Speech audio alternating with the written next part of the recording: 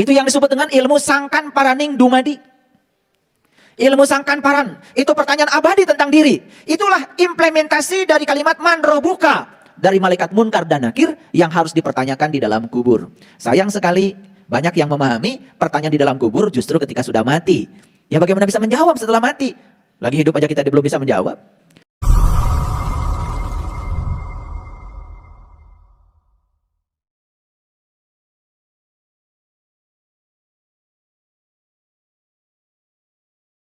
Kalau kita mengenal istilah malaikat, malaikat itu ya satu bagian saja sebagai malaikat. Kalau kita mengenal istilah syaitan, iblis, itu juga satu komponen saja, syaitan, iblis. Tapi kalau kita berbicara manusia, di dalam satu unsur ini yang bernama manusia terdapat banyak komponen. Allah bersama manusia. Malaikat bersama manusia. Syaitan bersama manusia.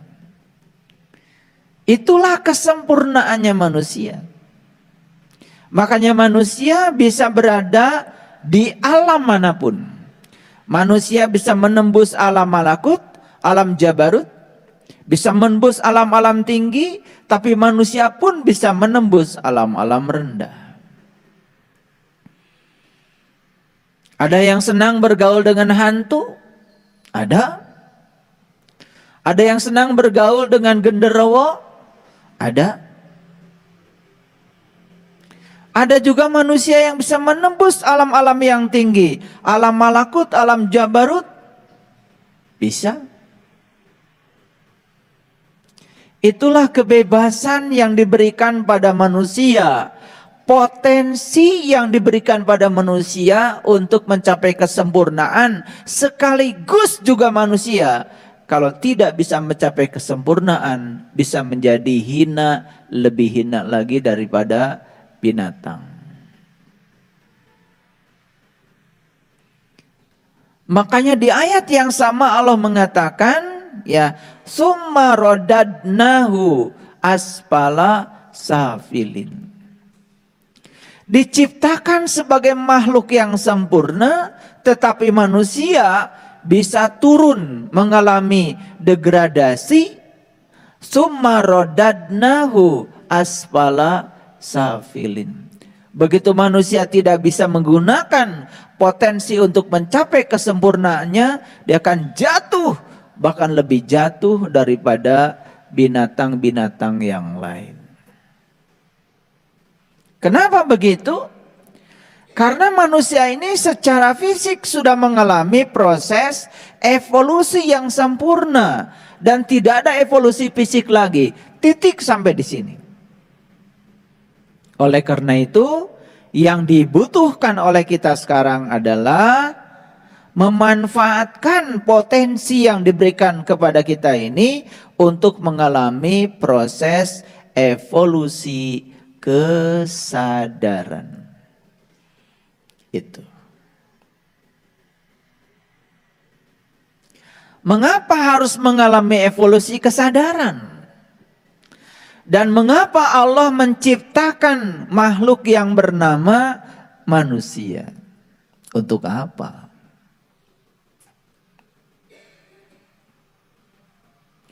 Allah itu sudah maha sempurna. Allah itu sudah maha kuasa. Allah itu sudah maha pengasih, maha penyayang. Lalu buat apa Allah menciptakan manusia? Untuk apa sesungguhnya? Jadi kalau kita belajar ilmu ma'rifat tentang 7 martabat alam. Jadi Allah yang ada di alam ahadiyah, di alam wahidiyah, menyendiri di situ. Dengan segala kesempurnaannya, beliau itu tidak bisa menikmati kesempurnaan.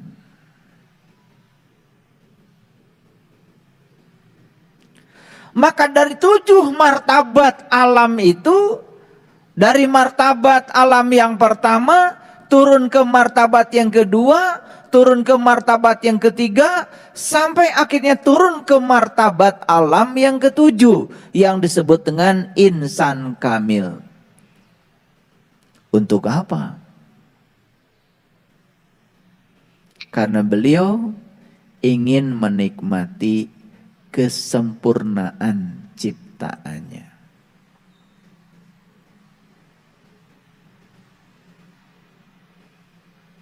Ayo. Allah pernah tidur? Gak pernah. Allah pernah ngantuk? Ngantuk pun tidak, apalagi tidur. Karena beliau maha sempurna. Makanya dalam ayat kursi Allah menyatakan Allahu la ilaha illa wal hayyul qayyum. Udah sempurna. La ta'khuduhu sinnatu wala naum. Saking sempurnanya beliau, gak pernah ngantuk, gak pernah tidur. Siapa yang suka ngantuk dan tidur? Kalian. Lagi dengar saya kajian aja ngantuk. Lucu ya. Padahal niatnya dari rumah mau kajian, nyampe sini ngantuk. Bukan hanya ngantuk, malah tidur lelap.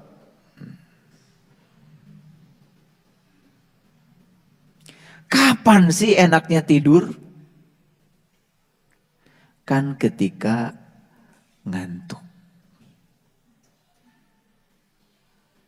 Betul?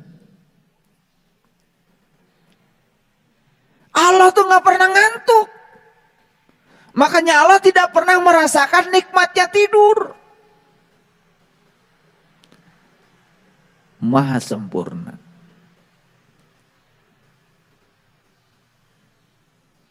Kita ini diberi ngantuk supaya merasakan nikmatnya tidur.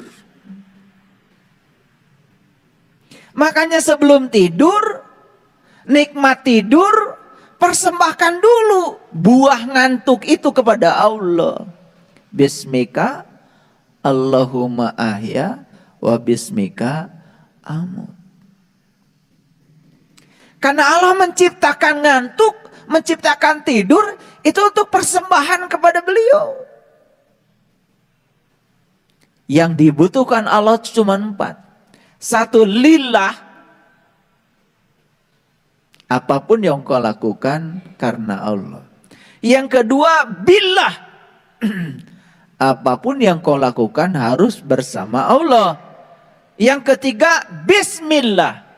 Apapun yang kau lakukan harus atas nama Allah. Dan yang terakhir, alhamdulillah, segala puji milik Allah. Jadi persembahkan. Makanya sebelum tidur persembahkan ya kenikmatan tidur itu kepada Allah. Karena Allah menciptakan kita manusia itu untuk merasakan kesempurnaan ciptaannya. Makanya beliau turun ya ke martabat alam yang ketujuh sebagai insan kamil. Kapan kalian merasakan enaknya makan? Ketika lapar. Betul? Coba. Kalau sudah kenyang, dikasih makan. Enak gak? Gitu. Makanya makan yang enak itu yang sedikit. Ya? Itu. Bikin sambal sacoet. Nikmat. Daseuran tuang. Betul nggak? Iya. Kade tong nyambal deui. Yang berikutnya nggak enak karena yang berikutnya tinggal nafsu. Makanya ketika makan enak, persembahkan enak itu kepada Allah. Allah hanya butuh, ya, hanya butuh kau sadar bahwa nikmat itu karena dia sedang merasakan kesempurnaan ciptanya, makanya persembahkan.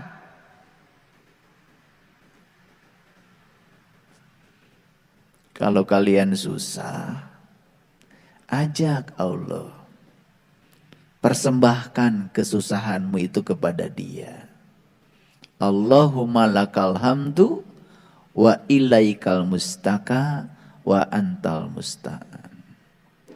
Ya Allah, segala puji hanya milik-Mu. Aku pasrahkan seluruh masalahku kepadamu, karena Engkaulah satu-satunya penolongku. Seneng tuh kalau Allah diajak begitu. Makanya doa bukan ngajarin Allah supaya Allah ngikutin keinginan kita. Tapi doa itu adalah memasrahkan diri sepenuhnya kepada Allah. Biar Allah hadir billah beserta kita. Gitu. Kenapa ya masalah saya kok nggak kelar-kelar? Habis masalahnya dikekewek sorangan. Harusnya sertakan dia yang maha segalanya. Makanya kenapa ada pendapat dari orang-orang yang sudah tinggi kesadarannya, di tingkat kesadaran yang tinggi kita bisa menyelesaikan masalah bahkan tanpa upaya kita. Itu dulu banyak yang gak ngerti statement itu.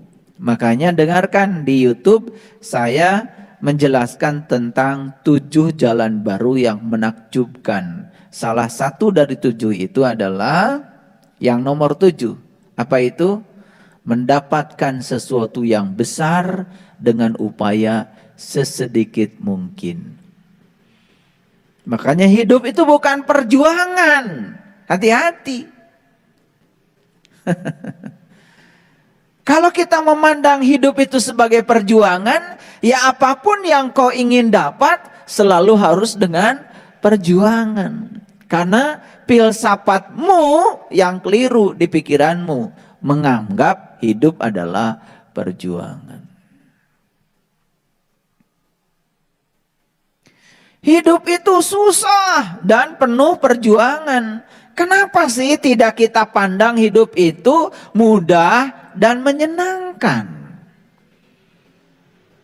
Bagi orang yang memandang hidup itu mudah dan menyenangkan, maka dia akan mendapatkan kemudahan dan selalu menyenangkan. Sebagian orang yang memandang hidup itu susah dan penuh perjuangan, mau teh manis saja harus penuh perjuangan. Jadi sebetulnya itu adalah like attracts like. Yang kau dapat dalam hidup tergantung sudut pandangmu terhadap hidup seperti apa. Makanya lihat ya, orang-orang yang negatif aja ya, sudut pandangnya terhadap kehidupan hasilnya negatif saja. Mohon maaf ya. Iya. Keluarga berantakan. Ekonomi berantakan. Tubuh fisik berantakan. Pikiran berantakan. Spiritual berantakan. Semuanya berantakan. Like attracts like. Yang serupa menarik yang serupa. Nah, bagus nggak berantakan? Bagus. Karena ketika berantakan itu menjadi indikator untuk kita bangkit. Kalau kita bisa membacanya. Bagus. Sakit bagus nggak? Bagus. Karena dengan cara itulah tubuh bicara kepada kita. Kata tubuh, tolong dong perhatikan saya. Tubuh sedang berteriak dengan rasa sakit. Supaya kita mengalami perubahan tentang cara hidup. Tolong dong kata lambung. Ini udah kepenuhan nih. Jangan dimasukin terus. Stop. Beri saya waktu 8 jam untuk memproses yang tadi sudah kamu masukkan. Ini jam 6 makan nasi goreng, jam 7 makan cireng, jam 8 makan kupat tahu, jam 9 kemudian makan bala-bala, jam 10 makan gehu, jam 11 mie ayam, jam 12 mie kocok, jam 1 nasi timbel.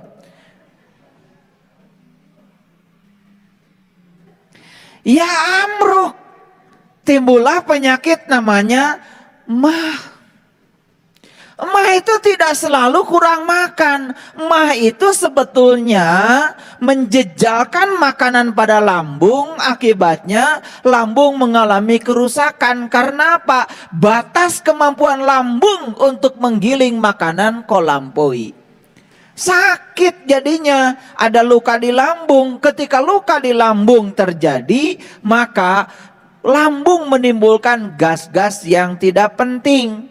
Nah, gas itu kalau berakumulasi mendesak ke hati, mendesak ke jantung, sesek jadinya. Bagus gak sakit? Bagus, karena sakit itu tubuh sedang bicara. Nah, menjadi tidak bagus saat kita tidak mau mendengar apa kata tubuh lewat sakit itu. Saya menderita hidupnya, bagus? Bagus, kalau kau bisa menangkap makna di balik penderitaanmu. Sebetulnya itu adalah semesta sedang mengingatkanmu. Ada sesuatu yang harus kau rubah. Ini yang terjadi sekarang ini, ketika kita sudah menderita, diam saja dalam penderitaan. Tidak mau mengambil sikap untuk melakukan perubahan. Ngerti apa tidak?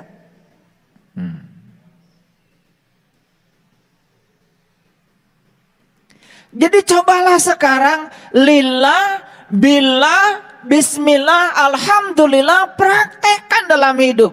Karena Allah, bersama Allah, atas nama Allah, segala puji habis untuk Allah. Berkahnya mulai datang.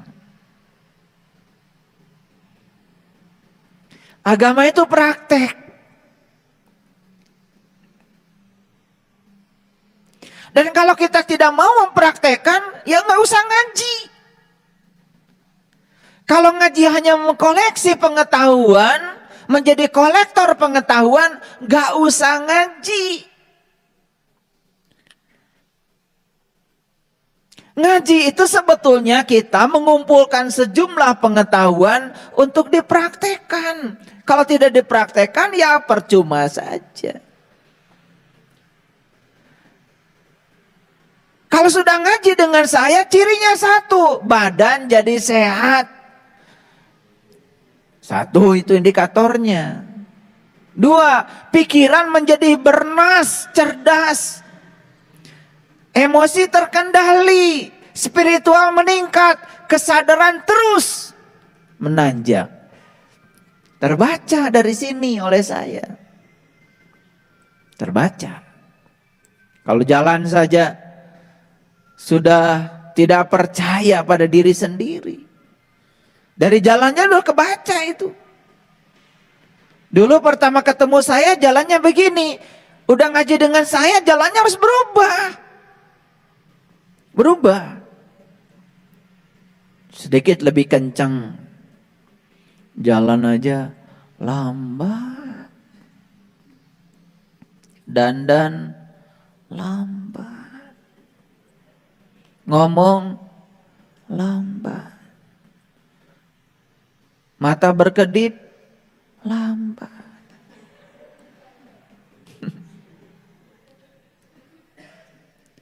Jadi spiritualitas itu harus membangun ya energisitas. Harus lebih energetik. Itu yang disebut dengan menua sekaligus juga mendewasa. Jangan menua itu kemudian menjadi kekanak-kanakan. Jangan menua itu menjadi melemah. Menua menjadi menguat apabila kita menua sekaligus mendewasa. Makanya di Quran surat At-Tin itu ada pernyataan yang sangat indah. Watin, watin, wazaitun. Demi tin. Apa sih tin itu? Wazaitun. Tin itu ada di pohon zaitun. Mana pohon zaitun? Pohon zaitun itu tubuh kita. Ini kendaraan terhebat yang sudah diciptakan Allah untuk melakukan perjalanan, melakukan evolusi kesadaran. Dan di pohon zaitun ini ada tin, ada buah tin. Di mana diletakkan buah tin? Waturisinin, waturisinin. Tur itu gunung. Mana gunung? Ini bagian tertinggi dari diri kita, puncak kesadarannya manusia. Inilah tin kita. Inilah zaitun kita. Watin, wa zaitun, wa turisinin. Wahadal baladil amin. Temukan kota yang indah di situ. Temukan kota yang indah di situ. Keluar dari kampungmu. Bunuh egomu. Temukan kota yang indah di situ. Waturisinin, waturisinin. Karena pusat semesta ada dalam diri. Itulah yang kemudian ditekankan oleh Allah. Laqad khalaqnal insan fi ahsani taqwim. Sungguh aku telah menciptakan tubuhmu. Tujuan terakhir dari penciptaanku. Tidak ada evolusi setelah tubuh manusia. Tidak ada lagi evolusi. Karena apa? Tubuh ini sudah sempurna untuk memperjalankan kita menuju evolusi kesadaran, mencapai sidrah al-muntaha. Itu. Laqad khalaqnal insan fi ahsani taqwim summa radadnahu asfala safilin. Tapi kemudian perjalananmu akan jatuh ke lembah kebinasaan yang sangat mengerikan. Illallazina amanu wa amilus solihah. Kecuali satu orang yang beriman, yang sudah terbuka penglihatannya kepada Allah. Yang kedua adalah wa amilus solihah. Tahu metode, tahu cara untuk mempergunakan tubuh agar kesadaran kita mengalami evolusi. Itu Quran surat At-Tin itu keren.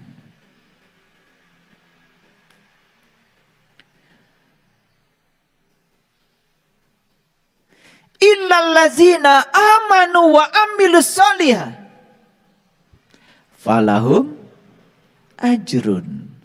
Bagi mereka adalah zat Allah. Ajrun itu zarah. Zarah itu adalah zat.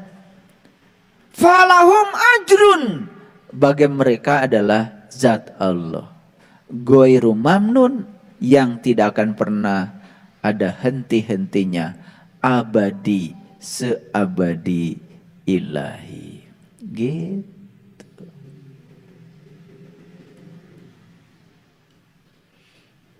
Paham? Ayo. Jadi evolusi fisik sudah selesai.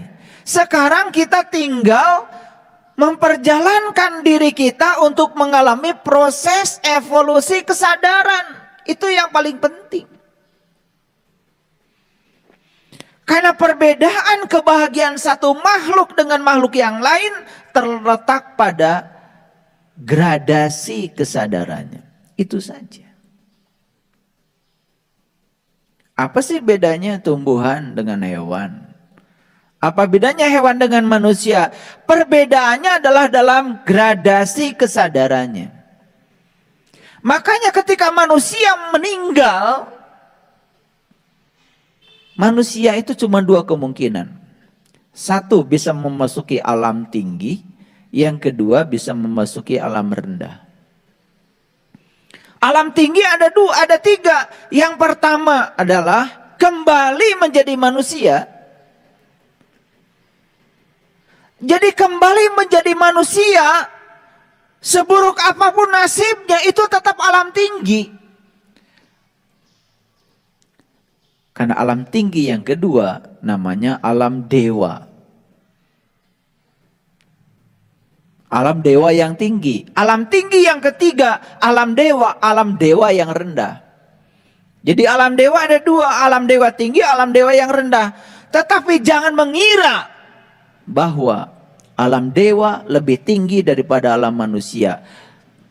Alam manusia adalah alam tertinggi di alam paling tinggi. Jadi menjadi manusia itu adalah tujuan akhir dari proses evolusi. Makanya banyak manusia yang tidak sadar menjadi manusia ini luar biasa. Nah, ketika dia tidak bisa memanfaatkan sebagai manusia yang sudah di posisi alam tinggi, maka dia bisa jadi masuk alam rendah. Alam rendah ada tiga. Satu alam binatang, yang kedua alam hantu, dan yang ketiga yang disebut dengan alam neraka.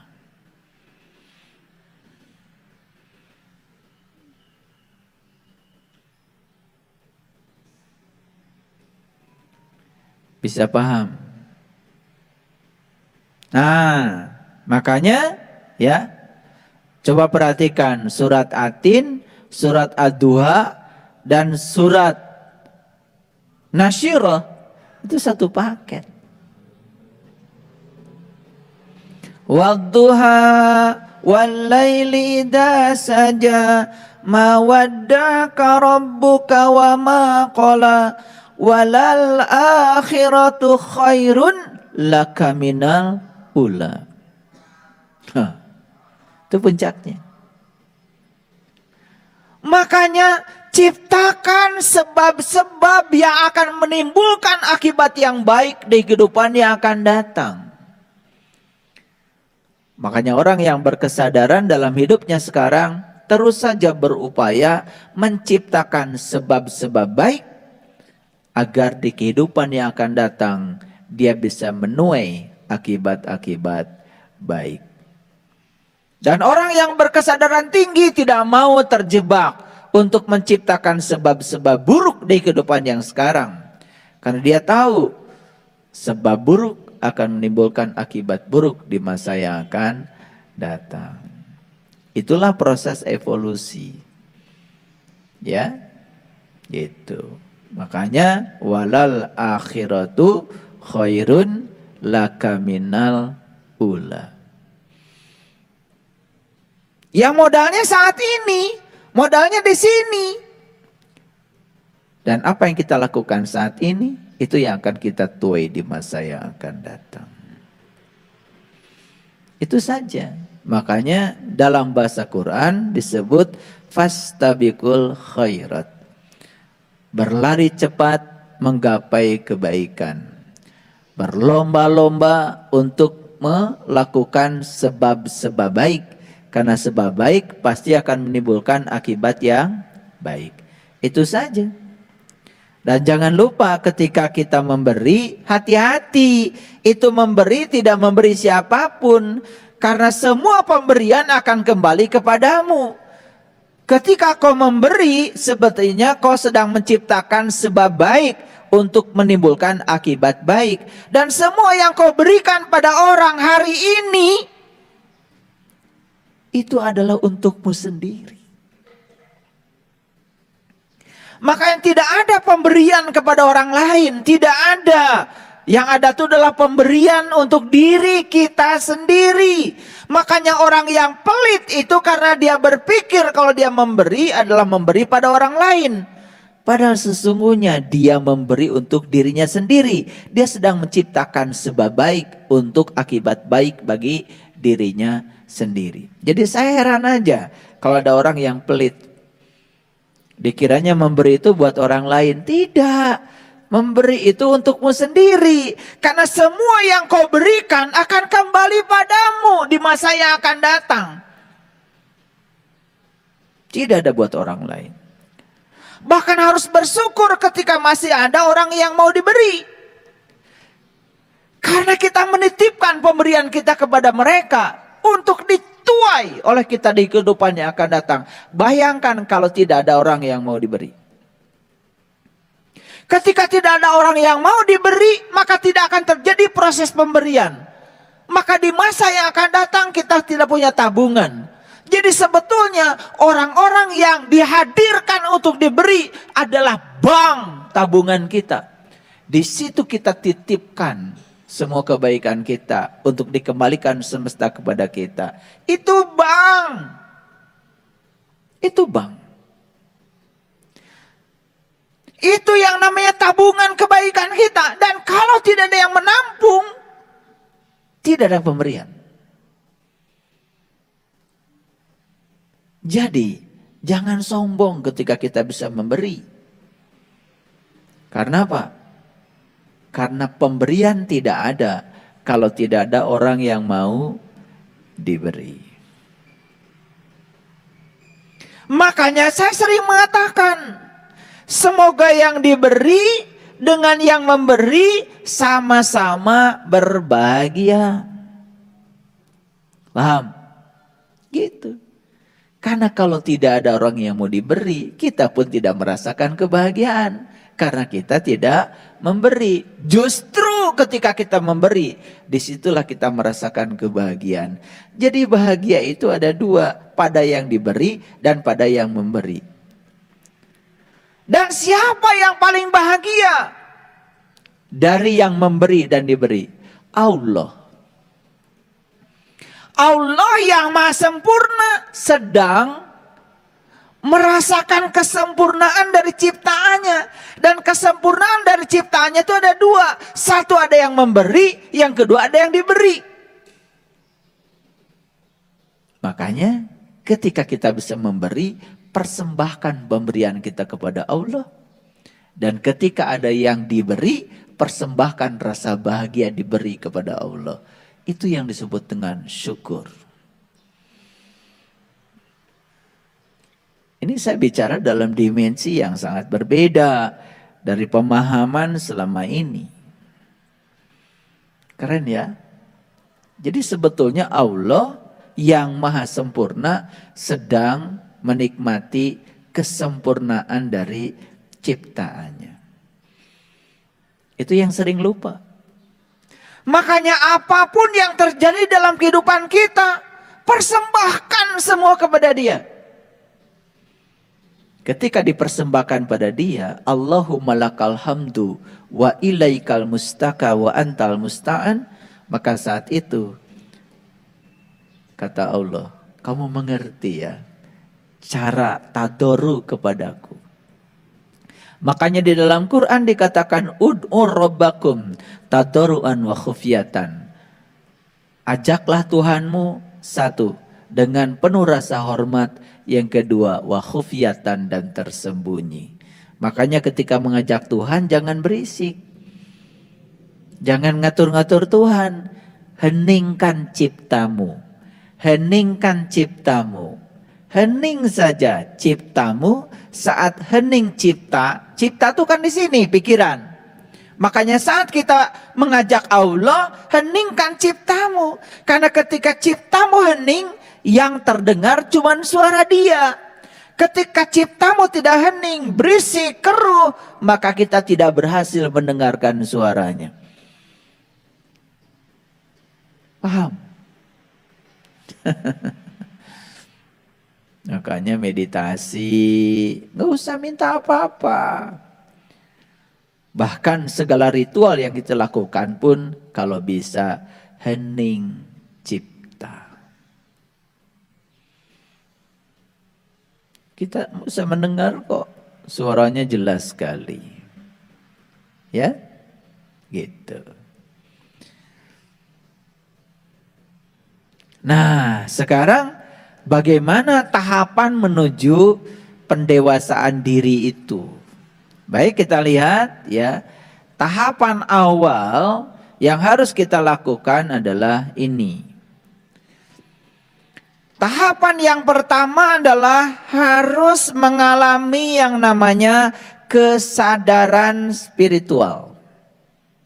Dari mana tahapan ini dimulai? Dari sebuah pertanyaan abadi. Siapa diriku? Dari mana aku berasal?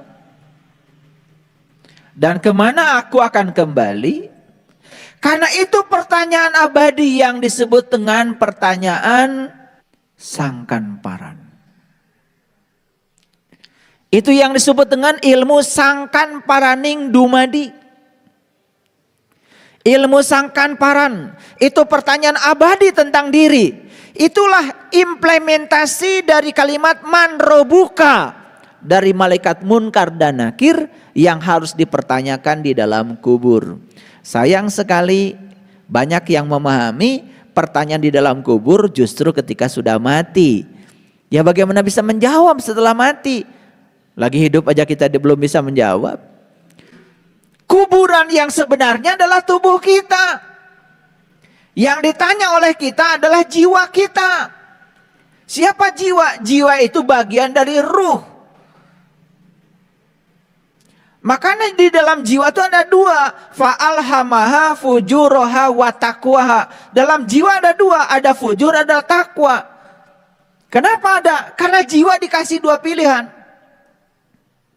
Tapi jiwa sudah dikasih pembimbing. Allah dan Rasulnya. Nurullah dan Nur Muhammad. Maka sang jiwa harus bisa melekat menyatu manunggal dengan Allah dan Rasulnya. Di sini, saat ini, sekarang. Itulah yang disebut dengan syahadat sejati. Makanya syahadat bukan sekedar ucapan. Tapi syahadat itu adalah pengalaman spiritual. Pengalaman langsung untuk bisa mengalami kesadaran spiritual. Siapa yang sudah syahadat di tingkat itu, maka dia sudah mengawali proses pendewasaan diri dengan kesadaran spiritual. Karena apa? Karena kesadaran itu akan tumbuh secara evolutif. Itu. Nah, kenapa ada orang menua tetapi tidak tumbuh kesadarannya? Nah, harusnya itu dipertanyakan. Ritual agama sudah dilakukan, bahkan rajinnya luar biasa. Buat apa melakukan ritual tanpa kesadaran? Buat apa?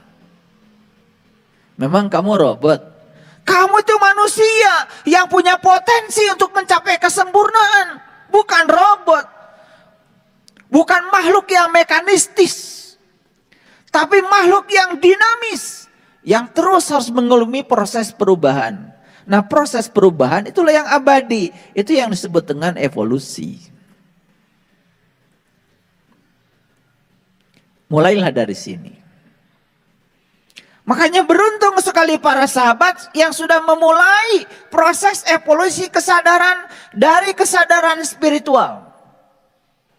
Makanya siapa yang sudah mengawali proses evolusi dari kesadaran spiritual, berikutnya hidupnya akan berubah 360 derajat. Ada yang mengatakan berubahnya 180 derajat, itu baru setengah. Berubah itu 360 derajat. Lihat saya semuanya. Kalau 180 derajat itu begini. Saya asalnya di sini.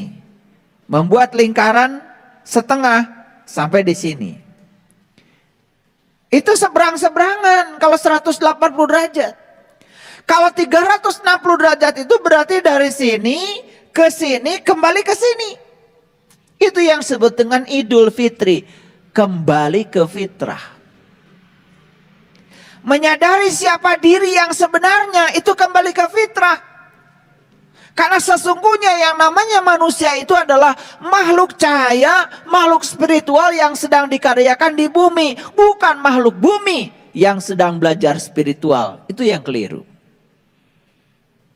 Jadi manusia itu makhluk spiritual, makhluk langit yang sedang dikaryakan di bumi. Bukan makhluk bumi yang sedang melakukan perjalanan ke langit. Oleh karena itu ada dua yang harus kita hormati dalam hidup.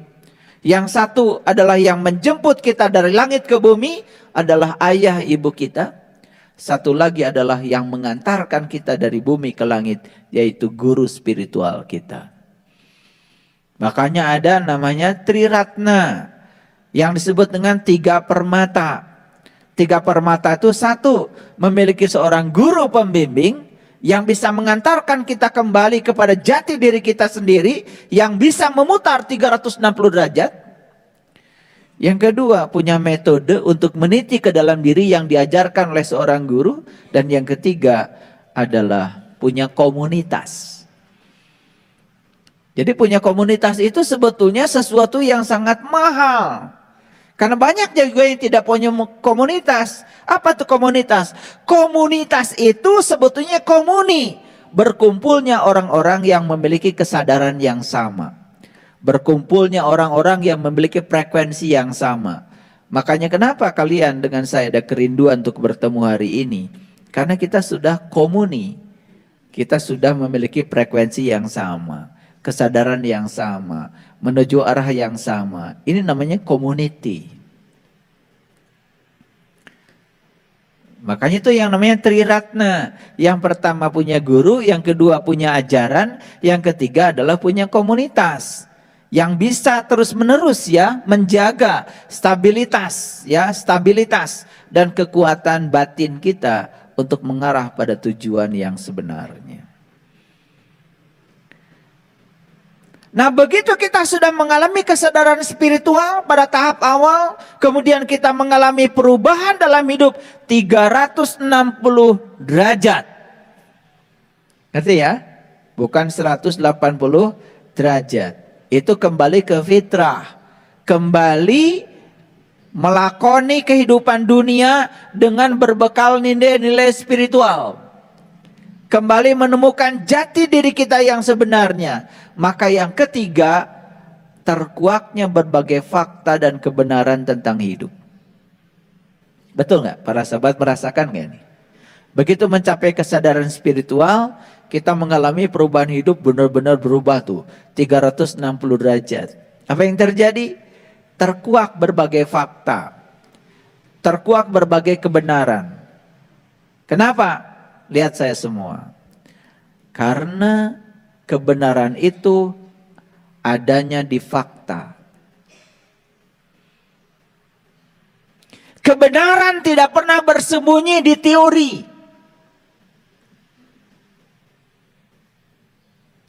Ada kabel, dikasih beda potensial, mengalir arus. Apa itu? Fakta. Ternyata ada arus mengalir dalam kabel. Buktinya listrik bisa, lampu bisa menyala. Fakta bukan itu? Fakta. Ilmuwan mencoba mencari cara untuk menjelaskan apa sih arus itu. Lahirlah seorang ilmuwan namanya Ohm. Makanya ya, arus listrik itu ya berhubungan dengan ohm, berhubungan dengan ampere, itu nama-nama orang. Makanya arus listrik didefinisikan sebagai aliran muatan listrik persatuan waktu. Itu teori. Lahirlah orang yang lebih keren lagi namanya Drude, membuat teori kabut elektron tentang konduktor. Bahwa tembaga yang dipakai sebagai bahan kabel itu memiliki nomor atom 29. Di kulit yang pertama ada 2 elektron. Di kulit yang kedua ada 8 elektron. Di kulit yang ketiga ada 18 elektron. Di kulit yang terakhir ada 1 elektron yang disebut dengan elektron valensi, yang disebut dengan free elektron, elektron bebas. Ketika dikasih beda tegangan timbul yang namanya medan listrik. Medan listrik menggerakkan elektron, timbul gaya listrik. Ketika ada gaya listrik, timbullah yang disebut dengan arus listrik. Itu teori. Apakah sebenarnya begitu? Belum tentu. Daripada tidak dijelaskan, dijelaskan oleh ilmuwan. Daripada aya penjelasan. Apakah teori tentang listrik yang sekarang dianut oleh manusia itu kebenaran? Bukan. Itu adalah persepsi manusia terhadap arus. Faktanya belum tentu seperti itu. Itu harus bedakan antara teori dengan praktek. Makanya sumber kebenaran adalah fakta, bukan teori, bukan apa kata orang, bukan apa kata kitab, bukan apa kata buku. Saya menjelaskan teori kepada mahasiswa. Kalau mahasiswa tanya sama saya, Pak, kenapa ada arus mengalir dalam kawat? Saya jelaskan seperti tadi. Bahkan saya jelaskan pakai matematika, saya jelaskan aspek kuantumnya, saya jelaskan aspek statistiknya. Mahasiswa terbelalak aja, oh luar biasa ya Pak. Ntar dulu, belum luar biasa, karena ini teori. Bisa jadi teori itu adalah halusinasi, bisa jadi. Karena sekedar memuaskan logika, memuaskan pikiran. Makanya kalau pikiranmu sudah terpuaskan oleh suatu penjelasan, jangan berhenti. Belum tentu penjelasan itu adalah yang sebenarnya. Itu kan persepsi si ilmuwan yang menjelaskannya.